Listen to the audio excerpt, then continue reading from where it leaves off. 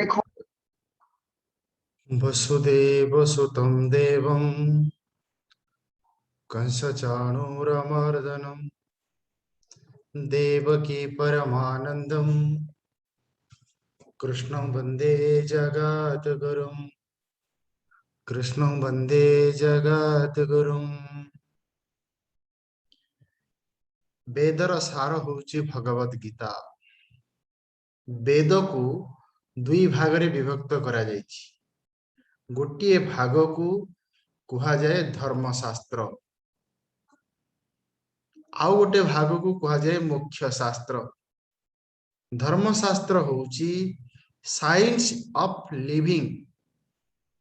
मोक्ष शास्त्र होउची साइंस ऑफ लाइफ।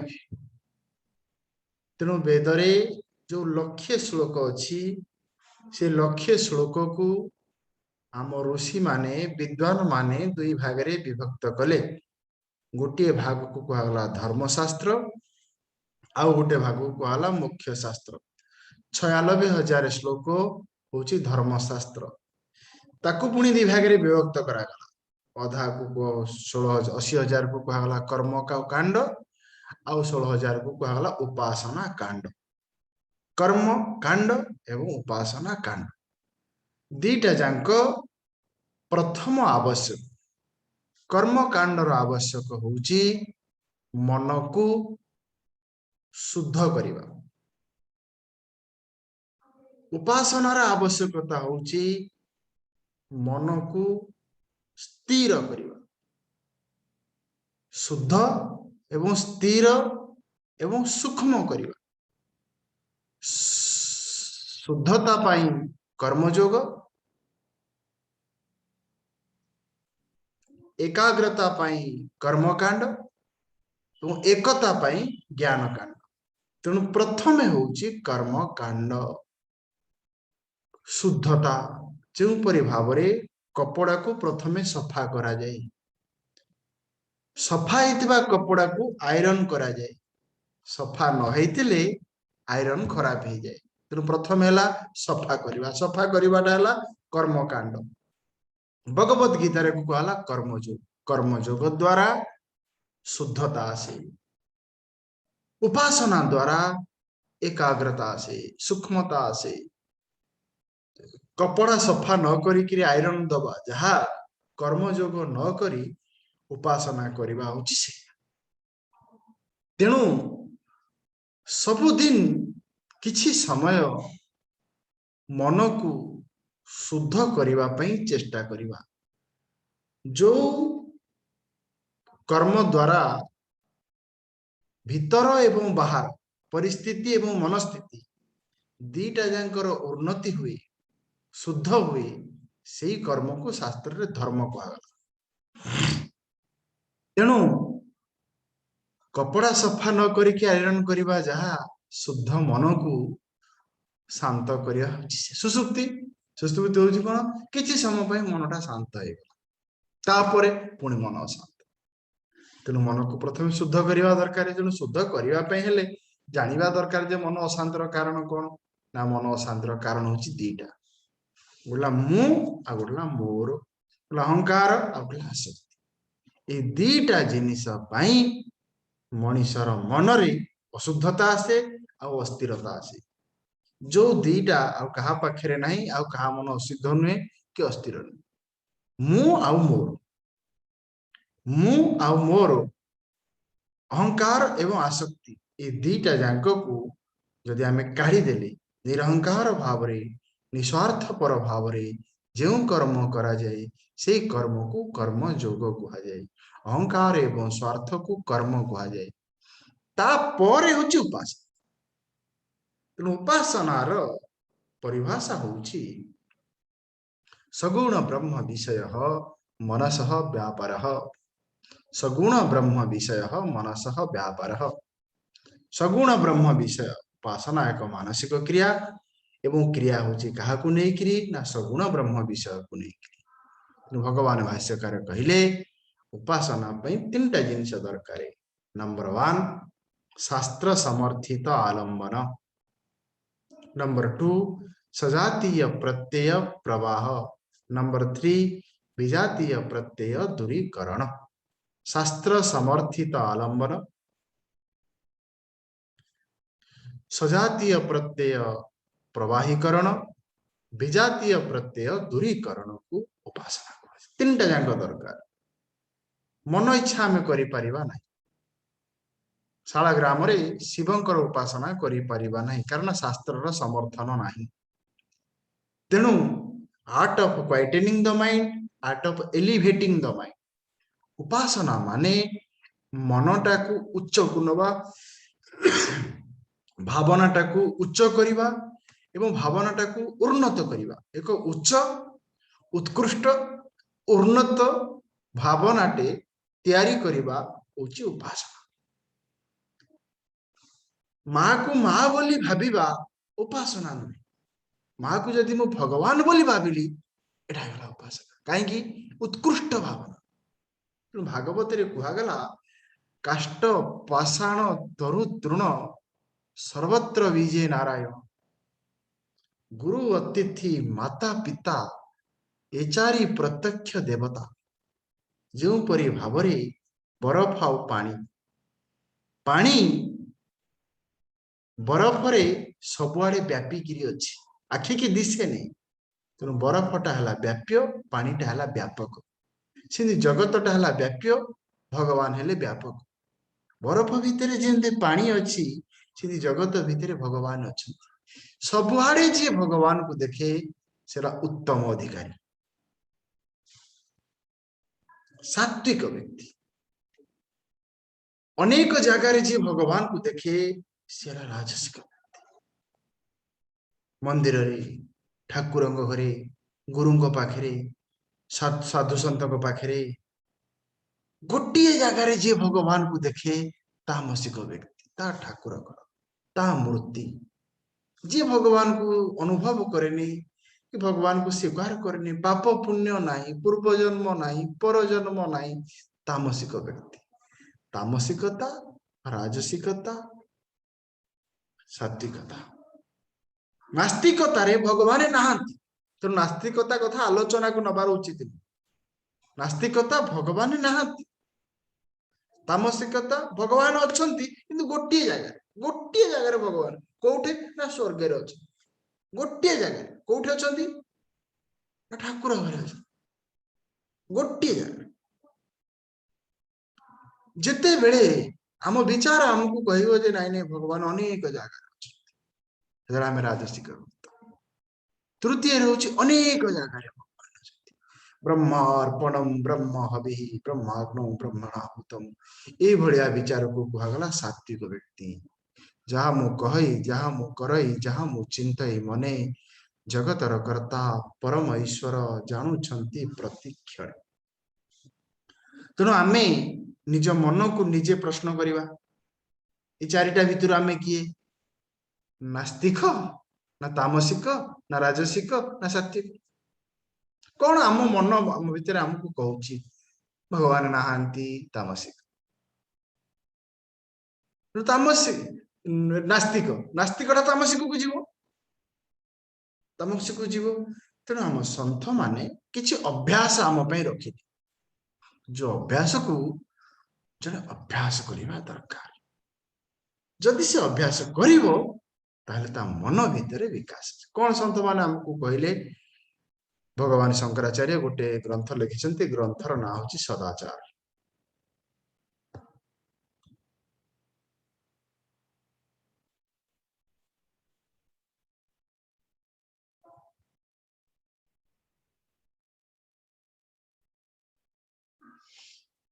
भगवान शंकराचार्य सदाचार ग्रंथ रे कहले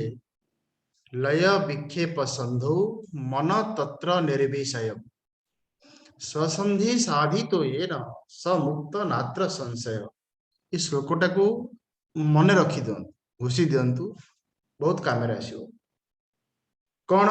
ना भगवान शंकराचार्य कहले जे मनीषर मन को जदि आमे ध्यान दबा लय आउ विक्षेप लय आउ विक्षेप लय माने गोटे भावना लय होची विक्षेप माने गोटे भावना उदय होची लय विक्षेप लय और विक्षेप मनीषर मन नदी भलिया नुहे मनीषर मन दीप भलिया ताले नदी और दीप भितर फरक कौन ना नदी पर्वत उदय हुए समुद्र रे लय हुए ए मन नदी भलिया प्रवाही नुहे ए मन दीप भलिया प्रवाही कौन ना लय और विक्षेप विक्षेप मान है उदय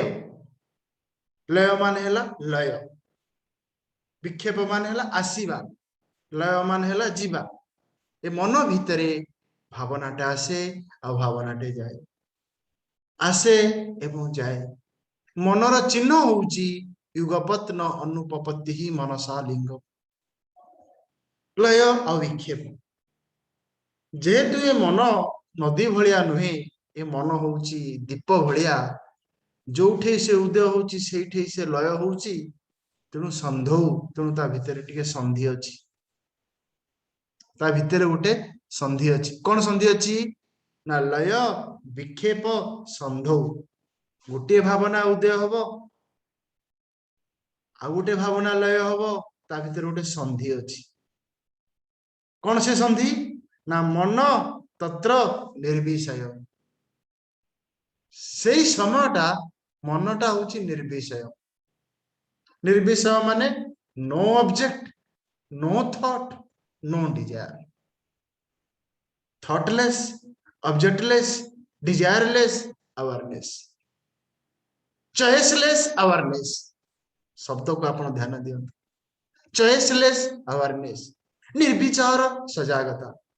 ताले सेटा कोन ना एको वेदांत रे कहला ध्यानम कोठे कहला ना ध्यान बिंदु उपनिषद रे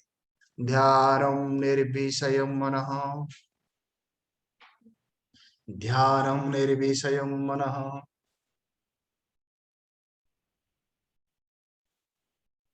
साधारण व्यक्ति उदय एवं लय को भी देखि पारे साधारण व्यक्ति उदय एवं लय को भी देखि पारे से उदय एवं लयर व्यवधान को देखिबो केमती जे उदय एवं लय को देखि पारु नाही से उदय एवं लयर व्यवधान को देखिबो केमती उदय एवं लयर संधि की देखिबो केमती तुल शंकराचार्य कहले ससंधि साधितो येन ससंधि साधितो येन मनटा विषय पाखरु हटेगिरी उदय एवं लय पाखु आनी भारी ध्यानटा उदय एवं लय पाखरु हटेई उदय एवं लयर संधि पाखु आनिबा भारी वर्तमान मु आपन को हाथ देखैली आपन को मु कहली मु आंगुठीटा को देखंतु आंगुठीटा को देखैली वर्तमान आपन को कहली मु आंगुठी की न देखिकरी मो शरीरटा को देखंतु ए कोनटे तकर कोन अटेंशन ना हाथ आंगुठी पाखरे हाथ शरीर एटा भी शरीर ठीक सेही परि भाबरे गोटे हला विषय गोटेला उदय एवं लय आ गोटेला उदय एवं लयर संधि तीनटा जिनस मु कहली आपन गोला विषय विषय माने कौन पुस्तक पुष्प बिना विषय रे वृत्ति आसीबो ना विषय पाखरु ध्यान नबा उदय एवं लय पाख उदय एवं लय पाखरु ध्यान नबा उदय लयर संधि पाखरु तीनटा स्टेप समुक्त से जीवन मुक्त मात्र संशय एथरे किछि संदेह नाही किंतु जे ध्यान नहीं पारेनी ए दीटा जगह रे जहा ध्यान अटकी जाए कोठी कोठी विषय पाखरे नले उदय एवं लय पाखरे वृत्ति सारूप्यम इतरेतर वृत्ति सारूप्यम इतरेतर जार मन एठी अटकी जाए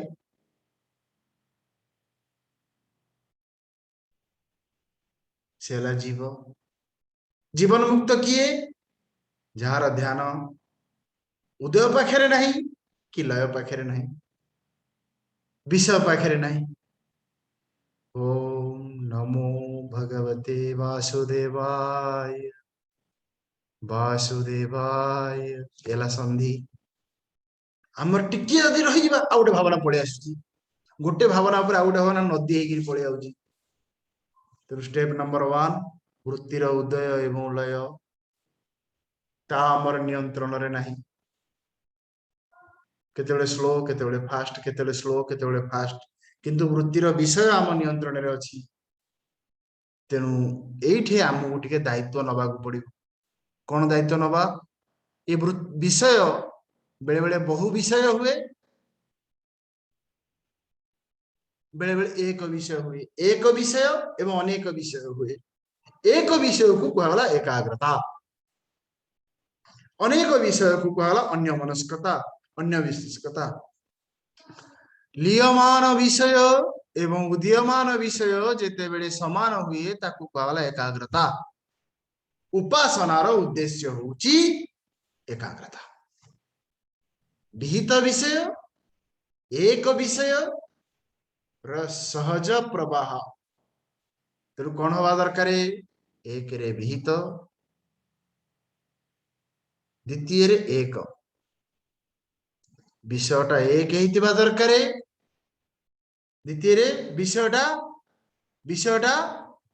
विहित हेतिबा दरकार जदि आम अंतकरण रे अनेक विषय अछि एवं अशुभ विषय अछि निषिद्ध विषय एवं अनेक विषय अछि ताले म शांति निश्चित रहिबा ससंधि साधित हुए न समुक्त नात्र संशय आउथरे कहि दोची लय विक्षेप संधौ मन तत्र निरामिषम ससंधि साधित हुए न समुक्त नात्र संशय एतरे किछि संदेह नाही एतरे किछि संदेह नाही सी होची जीवन मुक्त आमे आम मनटाकू आम ध्यानटाकू ए दीटा जगारू हटेई पारू नाही गोटला विषय पाखरु आ गोटला उदय एवं लय पाखरु विषय पाखरु मन को हटेवा पई वैराग्य दरकार उदय एवं लय पाखरु मन को हटेवा पई अभ्यास दरकार अभ्यास वैराग्याभ्यम तत् निरोध दीटा जिनिस दरकार बोला अभ्यास आ बोला वैराग्य will power and wisdom will and wisdom एवं से भलिया किछि अभ्यास आमे चतुर्थ अध्याय रे देखुछे देखंतु केडे सुंदर कथा आमे देखिले तेनु कोन करिवा उचित जने व्यक्ति एको सजागता सहित ध्यान दवा उचित देखंतु आजिर श्लोक 26 नंबर श्लोक कोन दीटा जिनिस विहित विषय एवं एक विषय मोर प्रथम कर्तव्य होची विहित विषय एवं से विषय अनेक नई एक हवा दरकार आमर एक अभ्यास अनेक विषय एकाथरे बहुत गुडे काम करदेले one time one one gas रे बसतो रोसे आ गोटे काम चलथो ये हमर अभ्यास दिन मल्टीटास्किंग वन बोले ना one task one time one thought one object one thought one object भगवान कौन कहले देखंतु 26 नंबर श्लोक श्रोत्रादीन इंद्रियान्य संयम्य अग्नि सुजुहति किछि लोक कौन करंती संपर्क समय रे संयम अग्निशु जुहाती काहाकू काहाकू न श्रोत्रादीन इंद्रियाणी आखि कान नाक जीभ चर्म हला अधिकरण संयम हला अग्नि शब्द स्पर्श रूप रस गंध हला हवन घबी हवन सामग्री द्रव्य से कौन करती संयम संयम शब्दर अर्थ होची जहाँ अनावश्यक जहाँ निषिद्ध ताकू ग्रहण न करिबा कौन सी परिस्थिति रे जहाँ देखिबा उचित नुहे ताकू जमा देखिबा जहाँ कहवा उचित नुहे ता मो पाटिरु बाहरिबनी। प्रभु पर निंदा मो पाटिरु न बाहरु, पर चर्चा मो कान रे न पसु। अहंकार को दुईटा जिनिस भल लगे आ दुईटा जिनिस भल लगे ना। कौन भल लगे ना आत्म प्रशंसा आ पर निंदा भल लगे। कौन भल लगे ना निजर निंदा और परर प्रशंसा। तेणु भगवान ये कहले संयम अग्नि सुजुहति। सकाळू उठी निद्रा भांगिबा ठारू निद्रा जीवा पर्यंत संयम जहाँ अनावश्यक ताकू मु भितर को निमने keep the outside world outside. देखिबा भाबिबा नहीं, भाबिबा कहिबा नहीं। तेणु सूत्र है कौन? देखो सुनो बोलो मत। कारण आम संसार रे अच्छे ना, कहा पर आमर समस्त आमर नियंत्रण नहीं ना। ऑफिस रे अच्छे, संसार रे अच्छे। देखो देख देखिबा सुनिबा किंतु कहा किछि कहबा। Look don't think, think don't speak. हला ना? Think look don't think, think don't speak. देखो सुनो मत, देखो सोचो मत, सोचो बोलो मत। तापरे शब्दादीन विषयान्य इंद्रियाग्नि सुजुहति। किछि व्यक्ति संयम अग्नि द्वारा शब्द स्पर्श रूप रस गंध को हवन करती। अनावश्यक शब्द, अनावश्यक स्पर्श, अनावश्यक रूप, अनावश्यक रस, अनावश्यक गंध छुआते। भितर को तो मुझे नेबी नहीं, कारण भितर को गले भावना हो, भावना हेले भाभी, भाविले कहबी जे मु नेबी कहीं भितर को नेबी कहीं असुविधा हो। रास्तार आम आसला बेलू बहुत जिन देखे, घरे आसिले कौन मन पड़े कि देखा समस्या नहीं, भावाटा हूँ समस्या। कारण देखा द्वारा भावना हुए, भाविबा द्वारा कामना हुए। भगवान द्वितीय स्टेप रे कहले शब्दादीन विषयान अन्य इंद्रियाग्नि सुजुहति। एटार अर्थ कौन? जहाँ आवश्यक ताकू आम अधिका नबा नहीं। अनावश्यक रूप तो देखा नहीं, अनावश्यक शब्द तो शुणा नहीं, किंतु आवश्यक रूप को अधिका देखा नहीं, आवश्यक शब्द को अधिका शुणा नहीं। कौन दिन सारा मुझे शुणुथी? अनावश्यक को नबा नहीं, आवश्यक को भी अधिका नबा नहीं। ताहले अंतःकरण रे अल्प विषय रहिबो एवं शुद्ध विषय। इंद्रिय हेला अग्नि, संयम हेला अग्नि। तापरे 27 नंबर ये हूँ कौन ना art of quietening the mind and art of elevating the mind. मन को शांत करबा पई किछि अभ्यास एवं मन को सूक्ष्म करबा पई किछि अभ्यास। सुसुप्ति मन शांत किंतु सूक्ष्म हुएनी। जप मन शांत किंतु सूक्ष्म हुएनी। प्राणायाम मन शांत किंतु सूक्ष्म हुएनी। उपासना द्वारा मन सूक्ष्म हुए, शांत। प्रणाम टे करदेली, सोई टिके पइली, शांत हे जो क्वाइटेनिंग एंड एलिवेटिंग। शांत भी रहिबा दरकार और सूक्ष्म भी रहिबा दरकार। सूक्ष्मता एवं शुद्धता। सर्वाणि इंद्रिय कर्माणि प्राण कर्माणि चापरे आत्म संयम योगाग्नौ जुहति ज्ञान दीपिते, जुहति ज्ञान दीपिते। वर्तमान देखो 27 नंबर श्लोक रे कौन कहगला? प्राण कर्म इंद्रिय कर्म सर्वाणी प्राण कर्माणि,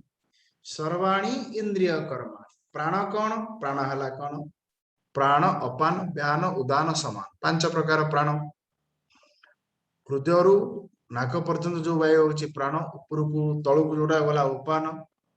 उपरकू गले उदान डाइजेशन व्यान सर्कुलेशन समान पांच प्रकार प्राण प्राण कर्माणि पांच प्रकार कर्म पांच प्रकार प्राणर पांच प्रकार कर्म प्राणवायु है कौन निश्वास प्रश्वास अपान वायु है तलू उदान वायु उपरकू विचार शक्ति बढ़ भल उन्नत विचार कर व्यान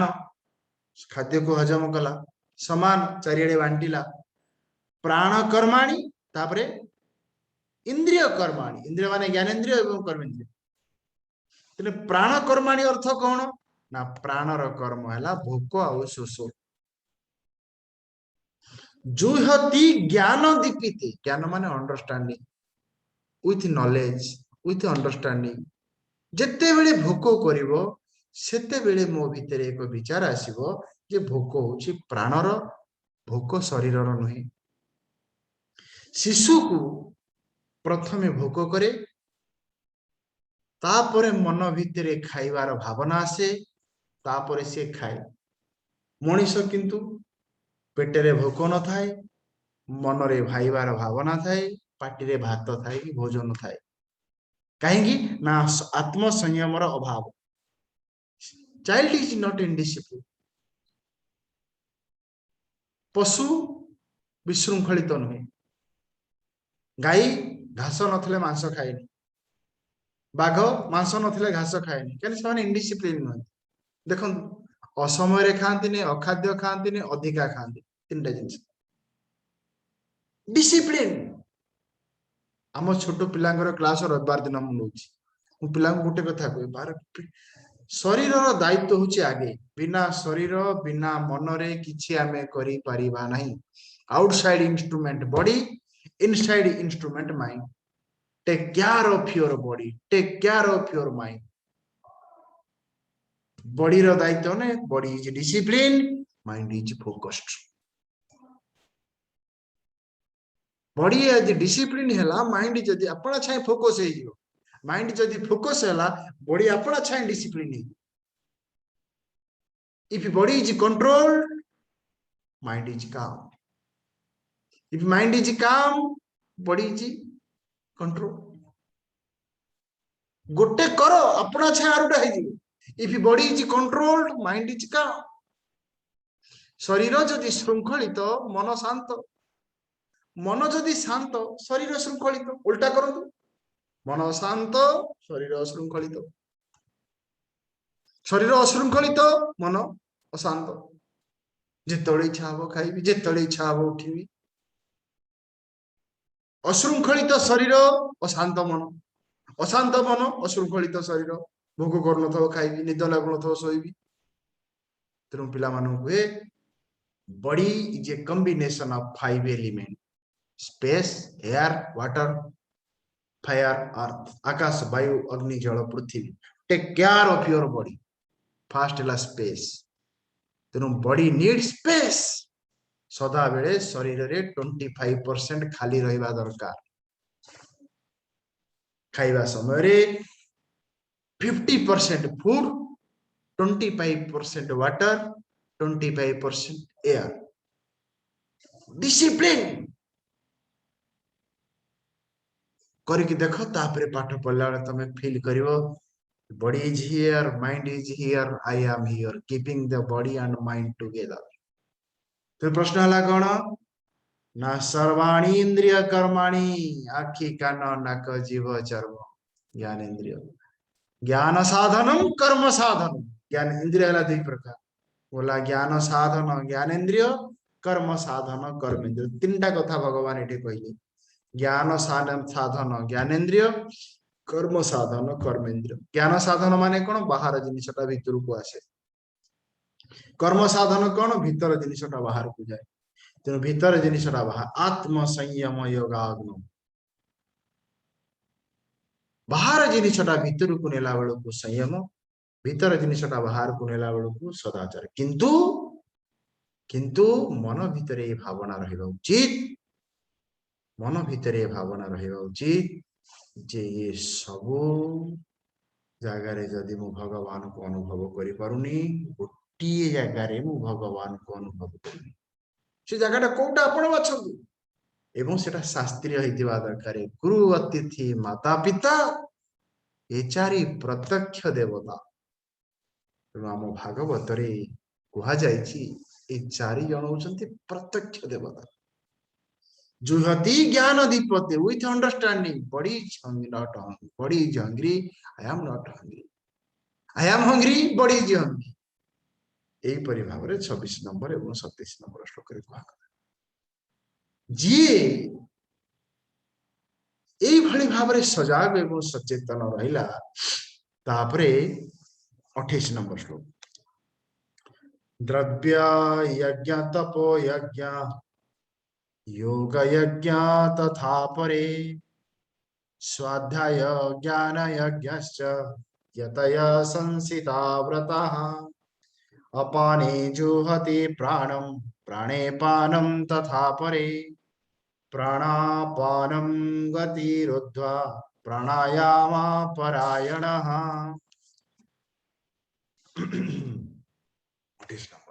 तो प्रश्न हला कोन अपरे अपरे माने अन्य किए से राजसिक और तामसिक सात्विक कथा आलोचना कराए राजसिक एवं तामसिक कौन ना द्रव्य यज्ञ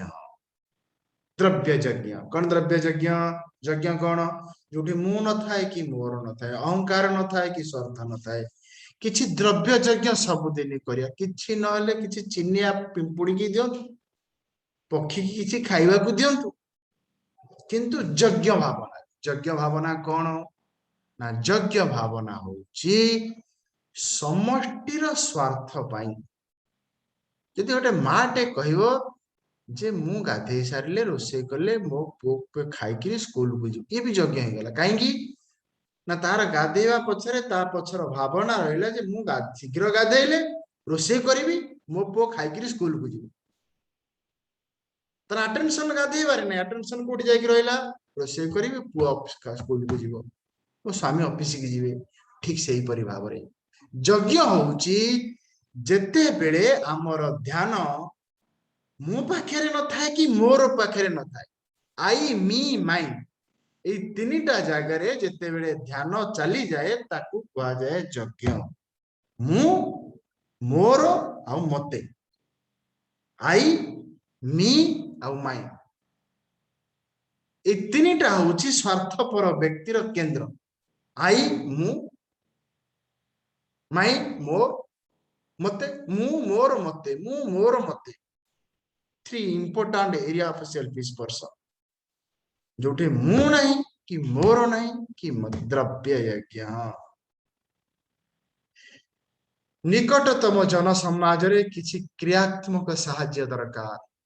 द्रव्य द्रव्य तापरे तप माने जिते अभाव आसु जिते असुविधा आसु मु सहाय्य किछि न हम जो पशु पक्षी बुलुसंती ताकू किछि तो खाद्य किछि रुटीटा दे कर कुकुर को देबी गाय को देबी किंतु देला बेले जदि मु भाबिबी जे ता भितर भगवान अछि उपासना दबाटा हला परोपकार देखो पशु पक्षी की दबाटा हला परोपकार परर भाबी किरी देले परोपकार ये उपासना नुहे भगवान कहते उपासना हवा दरकार उपासना केते बेले हबो जेते बेले मु भाबिबी जे काष्ट पाषाण तरु तृण सर्वत्र विजय नारायण अरे उपासना परोपकार नुहे परोपकाराय पुण्याय उपकार कले उपकार मिलियो साहाय्य कले साहाय्य मिलियो सेवा कले प्रश्न होची साहाय्य नुहे कि सेवा नुहे कि परोपकार नुहे ये होची उपासना तेणु कौन 28 नंबर श्लोक तापर आमे आसंता कले देखियो।